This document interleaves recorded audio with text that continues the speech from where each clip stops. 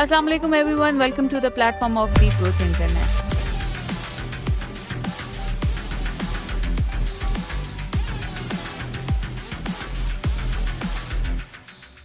अच्छा, मुझे ये बताइएगा कि अगर खुदा ना खास्ता जो विक्टिम है वो उसके साथ रेप केस या उसे सेक्सुअली असॉल्ट किया गया फैमिली मेंबर के थ्रू ही, तो उसमें क्या प्रोसीजर होता?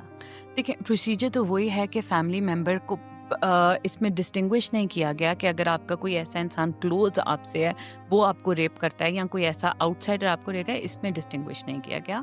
तो बात तो वही है कि आपको कोई भी रेप करेगा, विक्टिम का एंड पे बोलना बहुत ज़रूरी है और विक्टिम को लेके आपको एफआईआर से लेके एंड तक जाना बहुत ज़रूरी है। बहुत वजूहात में, जिस तरह आप चाइल्ड अब्यूज़ के केस देखते हैं, वो अक्सर जो अब्यूज़र होता है वो घर का ही कोई आपका क्लोज रिलेटिव होता है और राइट, माएँ चुप करा देती हैं कि ठीक है, इस बात को खामोशी, इसको पर्दा डालते हैं। सो मकसद एंड पे यही है कि आपने डरना नहीं है, आपने खामोश नहीं होना, आपने सोसाइटल प्रेशर में नहीं आना। बाकी हर इंसान को कानून के तहत देखा जाएगा। ओके। जब एक जिरा हो रही होती है और वो मेरा ख्याल है एक सबसे मुश्किल वक्त होता है एक विक्टिम के लिए, उसमें विक्टिम के पास क्या क्या राइट्स हैं, कितनी जिरा जो है उसे फेस वो करना चाहे तो कर सकती है और कहाँ तक के क्वेश्चंस किए जा सकते हैं? देखिए, जिरा में तो ये वैसे भी है कि अगर आप किसी सवाल का जवाब नहीं देना चाहते तो आपके पास राइट होता है टू रिमेन साइलेंट। ओके। लेकिन और ये आपके अब्यूज़र के, आपके जो कल्प्रिट होता है उसके पास भी राइट होता है।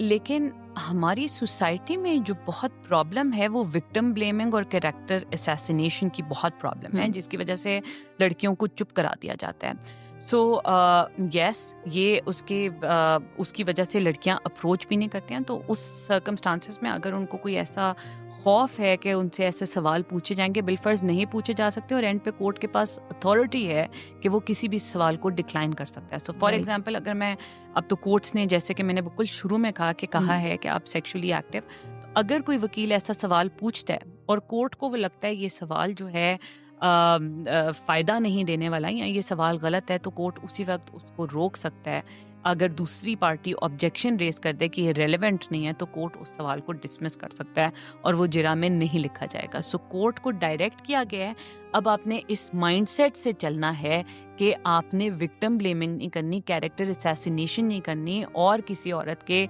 सेक्सुअल हिस्ट्री की वजह से आपने कुछ कन्फर नहीं करना, कुछ डिड्यूस नहीं करना। मजिस्ट्रेट, उसका क्या किरदार है लॉ में? अदालत में जाने से पहले व्हाट इज मजिस्ट्रेट और मजिस्ट्रेट का क्या रोल है? अच्छा, आपके जो कानून है, देखें, रेप और जितने बड़े जो क्राइम होते हैं, वो आपका उनका ट्रायल जो होता है वो डिस्ट्रिक्ट एंड सेशन जज के पास अथॉरिटी होती है।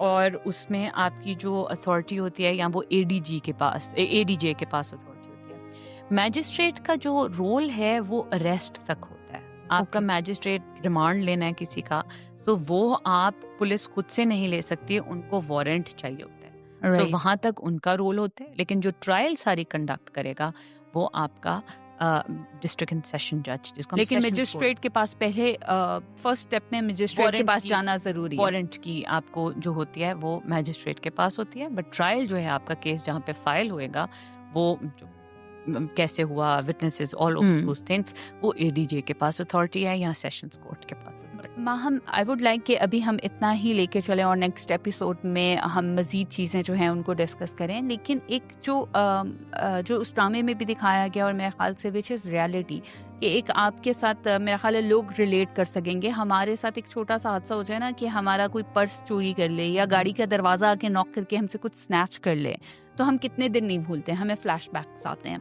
जलजला आ जाता है तो आपको कितने दिन फ्लैशबैक्स आते हैं, और इतना बड़ा हादसा हो जाता है और उसके बाद कहा जाता है कि विक्टिम ने होश क्यों नहीं किया, विक्टिम जो है वो थाने क्यों नहीं गया वक्त पर।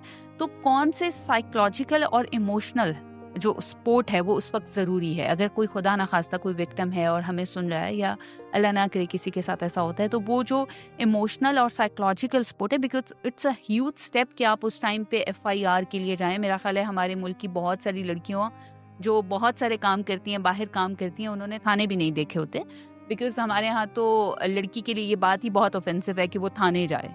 सो ये फिर कह देना कि अच्छा जी थाने जाए और एफआईआर करवाए, क्या साइकोलॉजिकल और इमोशनल हेल्प उस बच्ची को चाहिए होती है?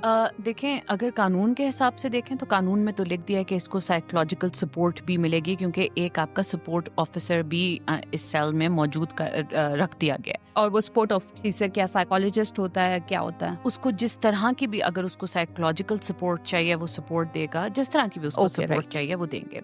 दूसरी जो चीज़ है, देखें, अब हमें अपनी जो परसेप्शंस हैं वो चेंज करनी पड़ेंगी, यस, क्योंकि ये बहुत एक इम्पॉर्टेंट स्टेप है कि अवेयरनेस तो हम एक लिमिट तक दे सकते हैं, लेकिन जो सोसाइटी में अगर आपके Mindset इर्दो है। नुमा के लोग हैं वो अगर ऐसी बात करेंगे कि और पहले ही वो जिस ट्रॉमा से गुजरी है वो उसके इर्द गिर्द के किसी लोगों ने फेस नहीं किया, एग्जैक्ट, वो जो सह कर आई है, वो जो भी जिस उससे गुजरी है।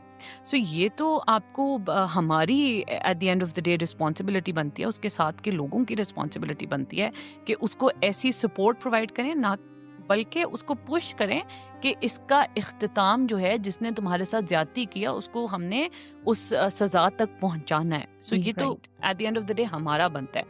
हाँ, कुछ केसेस बहुत ऐसे हैं जैसे कि इस ड्रामे में भी दिखाए गए हैं कि पुलिस जो है इनिशियली सपोर्ट नहीं करती, बिक जाती है। तो ये तो है हमारी सोसाइटी में कि अक्सर हम जब ऐसी बातें करते हैं तो हमें हमेशा खदशा रहता है कि कहीं ना कहीं कोई बिक जाएगा। बिकने के अलावा लोग ज्यादा इंटरेस्टेड होते हैं आपकी स्टोरी में, आपकी स्टोरी में इंटरेस्ट बहुत बिल्कुल हुआ सही बात कैसे? है, हुआ कैसे, और क्यों वो हुआ?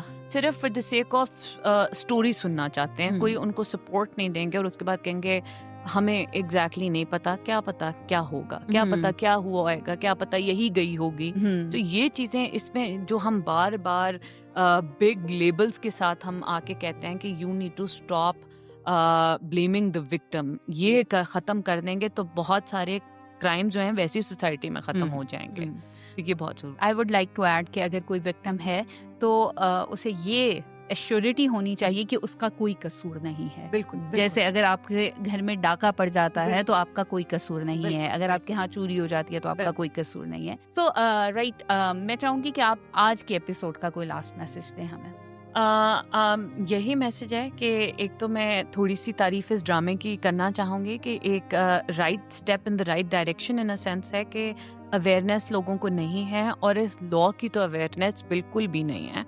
सो आई वुड वांट कि लोग एक तो बेशक ड्रामा की तरफ जा रहे हैं लेकिन खुद भी ज़रा पढ़ के देखें कि क्या है, और ये जो सारी चीज़ें हमने इनको डिस्कस की है इसमें अपने आप को एजुकेट करें इन सारी चीज़ों से। और अगर खुदा न ख्वास्ता अगर आपके पास कोई ऐसा विक्टिम है जिसके बारे में आप सुनते हैं, उसको सिर्फ और सिर्फ सपोर्ट दें और उसको पुश करें कि इसको लेके आएँ, क्योंकि हमारे केसेस की रिपोर्टेज बहुत कम है।